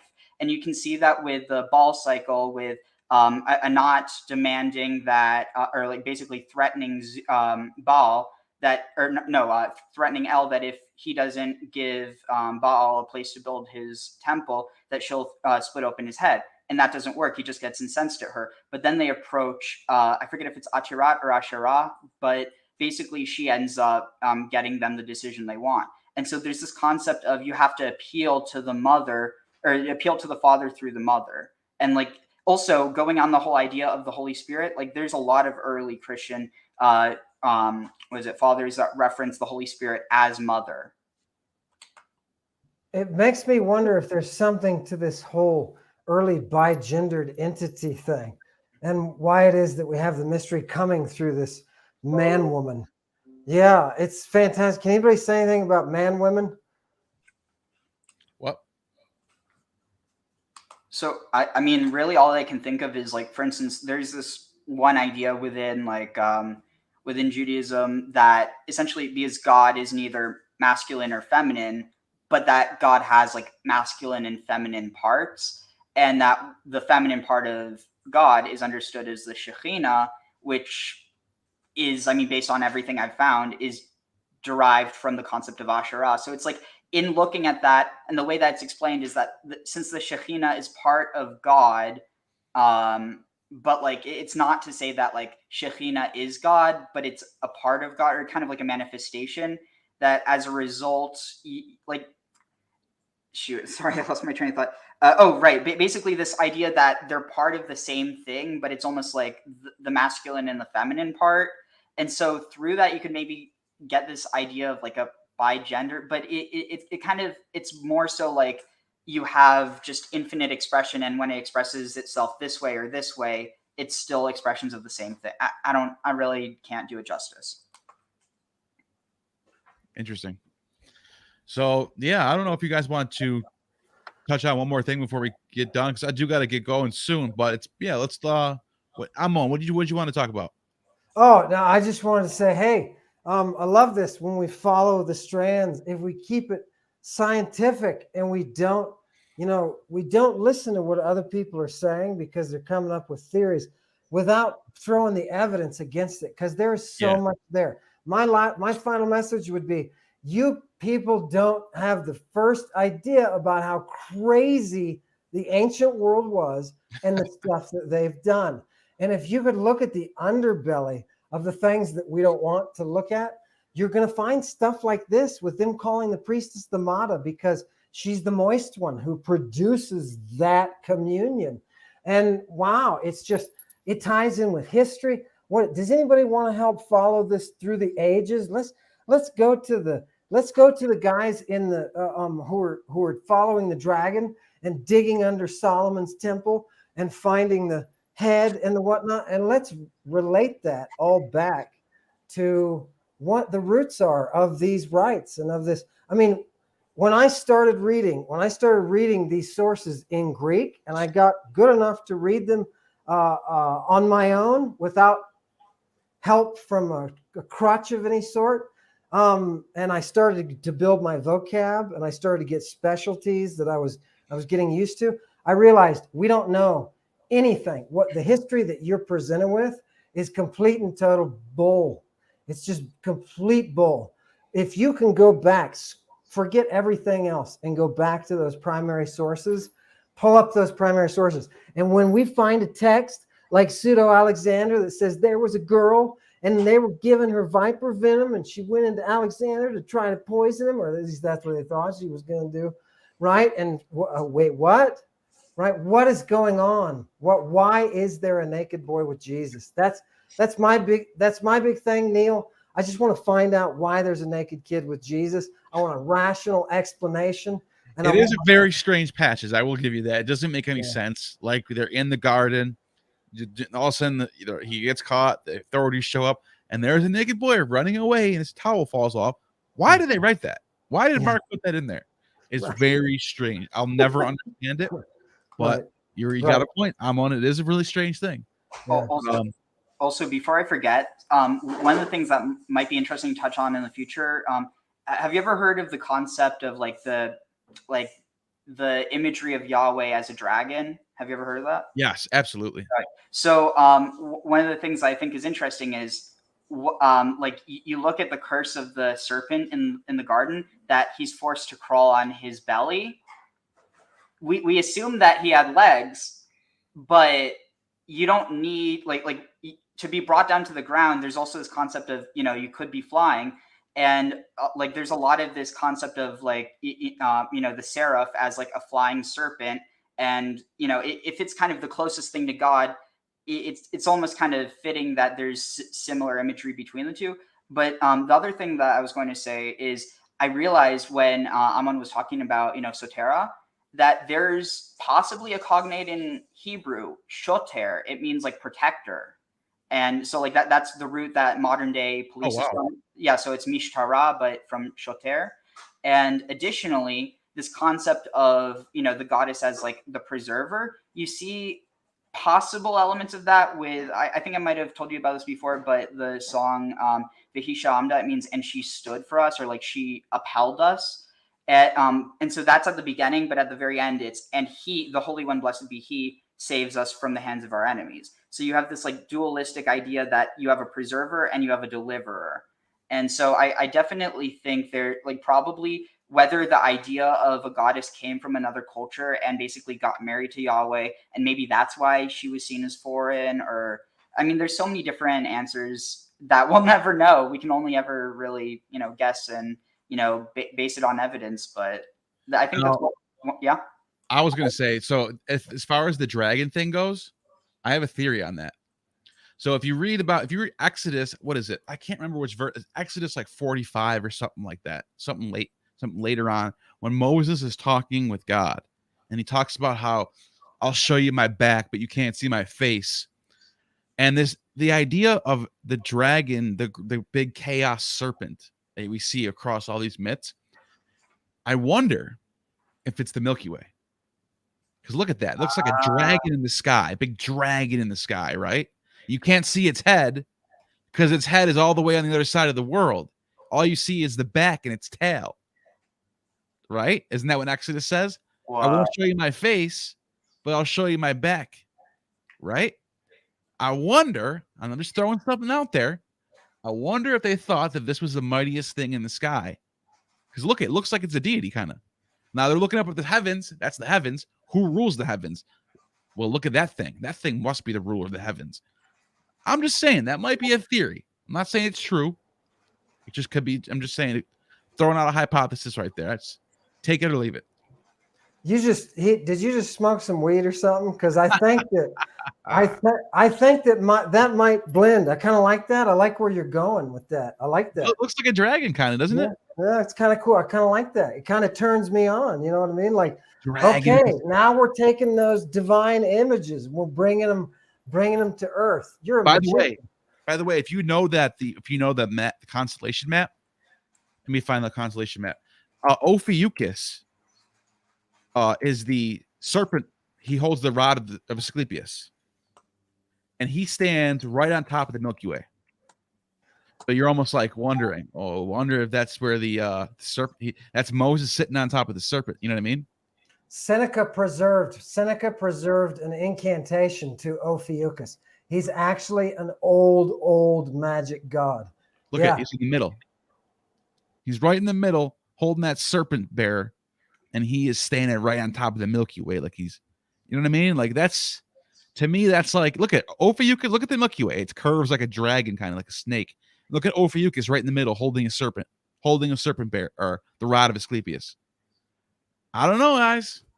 That might be Moses. Who knows? But you see, the thing about astrotheology is you can theorize, you can hypothesize all day, but you can't get to it.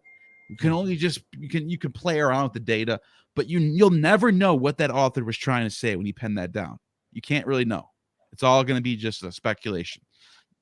That's the thing about astrotheology. It's fun to do, though. I'm not going to lie. I like doing it. But if you're good at it like the Magi and you can predict the birth of the Soter, you have to do it from the drugs. Everybody knows Pythagoras went to see them because of their knowledge of drugs. Pliny says they could interrogate somebody who was guilty of a crime or a conspiracy, and they could get the truth out of them every time. Who do you call when you got to interrogate them? With the Magi. Tie that dude up and give him this drug. In a minute, he'll answer all of your questions. So, is there something? Do you know there's a drug in South America? There's a plant that grows wild in South America, and the criminals down there, they give it to tourists. I'm not kidding. Vice did a documentary about this. It's a whole hour-long documentary. I'm not making this up. Fact check me, please. Fact check me on this. What is it called? It's called burundanga, and the active ingredient is scopolamine and atropine, and it's actually the same. It has a lot of the same chemicals as mandrake. And it makes you tell it's a truth serum. When you take this drug, they were using that in antiquity. It makes you do what people tell you to do. Like someone will say to you, go to the ATM, take out $200 and give it to me. If you're on this serum, you will do it. It is such a mind-blowing thing that a drug can take over your mind like that. Yeah, the witches and their belladonna, and you see that one, the hyoscyamine, where we get the scopolamine. You see that all over the place. It's in these aggressive necromantic contexts. Oh, you gotta love it. You can drug somebody and get rich off them. That's fantastic. Yeah, they're doing that to tourists down there. Yeah, there was a tourist who told the Vice documentarian. He told him, I think it was a girl actually. She told him, I woke up out of a coma like 6 weeks later, not knowing what happened to me. All my money's gone. And all of a sudden I realized that people were taking advantage of me the entire time. I was partying it up with people in South America on this drug, not even knowing what was going on until I came out of this drug coma. So that happened to me. That happened to me in Santorini. Wait, Santorini, as in the possible once location of Atlantis. Oh wow, there's a lot of locations like that. The They got one- nightclubs, Libya has one. the nightclubs in Santorini stay open till 6 a.m. Well, that's how. No, New York, and I live in Buffalo, New York. It's 4 a.m. here.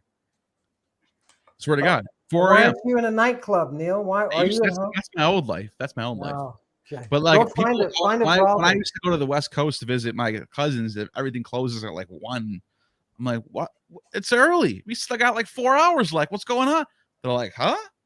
And I'm like, oh, yeah, that's right. It's Buffalo. You know what's even crazier about that is that 4 a.m. in Buffalo would be like 3 a.m. Or no, I'm sorry, 1 a.m. So we're literally stopping our clubs at the same time, but we're just ahead of them, but we're still stopping at the same time. Like, that's kind of a weird concept. You know what I mean? You're just ready for dawn, right? Yeah. When you're entering that party, through that party phase, you're coming up on dawn. Neil, don't pretend like you don't know the power of dawn. Tell these people. Oh yeah, there's something magical about being up at dawn and seeing that sunrise. The witching hour. Yeah. Oh, and that's another thing about these mystery cults. By the way, the link is pinned to the top of the chat. Please check it out. It is a wonderful, wonderful course that you guys are going to love. Anyways, the earliest records of Christians, let's say Pliny the Younger. Pliny the Younger relates in his writings that the Christians are getting up at dawn to watch the sunrise and sing hymns to the light bringer.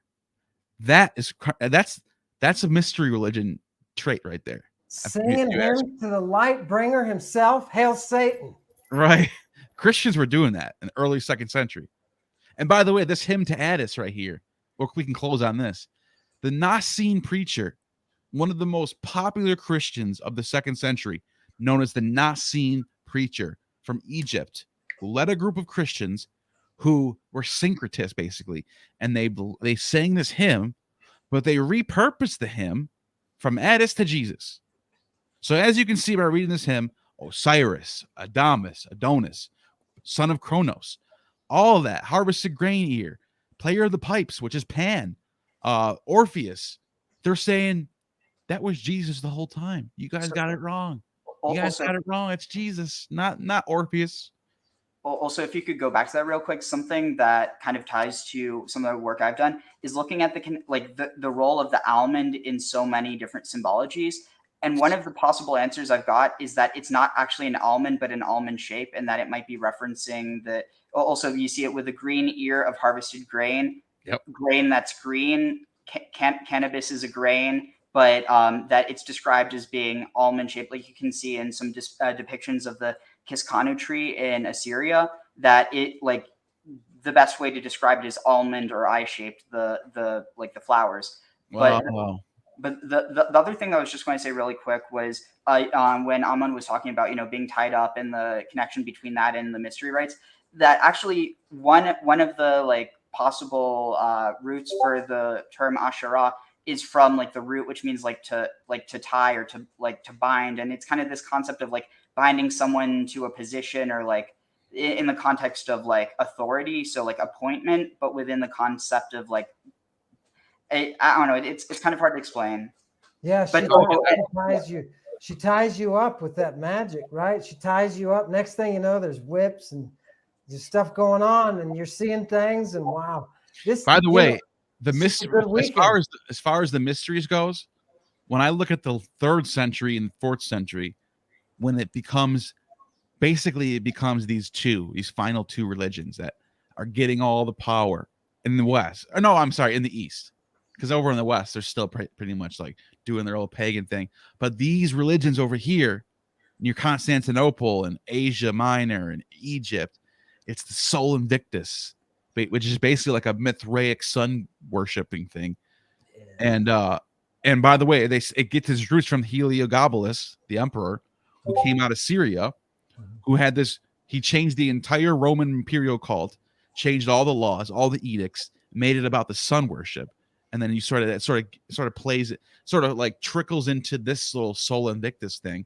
Yeah. But you also have on the other side Christianity, and they're both sort of two different sides of the same coin, as far as Constantine's eyes are, the way he sees it.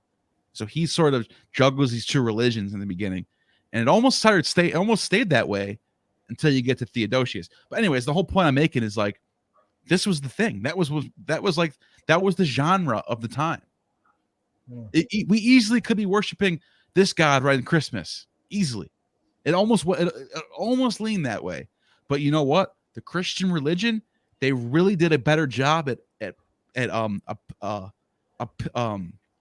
offering salvation to the poor and the women and the wicked and the lame, and they really sort of universalized that. Whereas Sol Invictus was more of like it was more popular with the legions and the armies and the elites, and so I think that's why Christianity won out. But still fascinating. According to the ancient toxicological texts, you can shrink your testicles if you use scorpion. I did not censor him. He just got cut off somehow. You can shrink. You can shrink your testicles if you use scorpion venom. Isn't that nice? You wonder why you do that. Yeah, but does it give you big muscles though? You wonder. I see testosterone. I see that. You wonder why the Mithraic imagery always has that scorpion trying to sting the testicles of that. Oh, bull. You ever seen the Addis slaying the bull? So the Addis mysteries sort of get like meshed in with the Mithraic Sol Invictus, because look at this. Addis slaying the bull. Let me find this real quick. Because they're all castration centered. Exactly. Look at the image. Look at this image. It's going to blow your mind. Ready? Check this out. This is crazy. When I first saw this, I was like, wait, am I really seeing this right now? Hold on. I'm pulling it up right now. Also, speaking on the whole concept of like the role that bulls play in this, apparently, like from Erowid, there's some reports about people who took Datura, which not recommended at all, but that they lost like months of time. But the key thing, that they thought they were a bull and they felt like fire was like flaming out of their nostrils. Look at where his pants are. You see that? Why would they show that there? Why would that be in the picture? Because the slaying the bull is symbolic for castration. So he still has his joint on, but he's about to get rid of it. Yeah. It's Addis. That's not Mithra. They both were the Phrygian cat. Yeah, because Mithra is Mitra, a woman. That's why you have to have that castration, right? Yeah. Oh God, I love it. So I'm gonna end it on. I have a clip. By the way, first of all, before we even end, make sure you guys get the course if you're interested. The course is pinned at the top. Did I miss any super chats? I don't think I did. No, I didn't. Okay, good. Guys, get the course. M. David Litwa does a great job at breaking down these mystery cults. Before we even end, I'm just gonna read off the courses. Number 1 is the Samothracian mysteries. Then number 2 is Eleusinian mysteries. 3, Orphic Dionysian mysteries. 4, Osiris and Isis. That one's my favorite. Number 5, Pomandries, Corpus Hermeticum mysteries. Amazing stuff. And then, like we just talked about, Kybele and Addis mysteries, number 6. And finally, last but not least, Christianity in the mysteries. And he shows the differences and the similarities between all these different, and why Christianity is a mystery religion. But I'm going to end it on, I have a clip of the Great Mother festival from HBO's Rome. And it shows the Bacchic frenzy. Everybody's got their ivy diadems on, and they're all dancing, and they slay the bull, and the blood goes on top of the maiden, and she gets a prophecy. So check it out. Oh, and you have just attained true gnosis.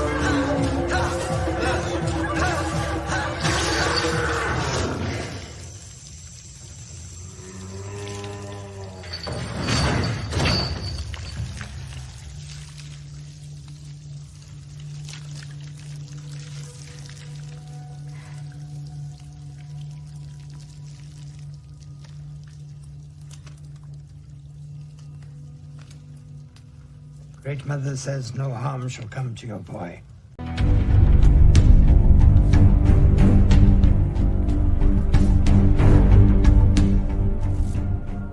You have just attained true gnosis.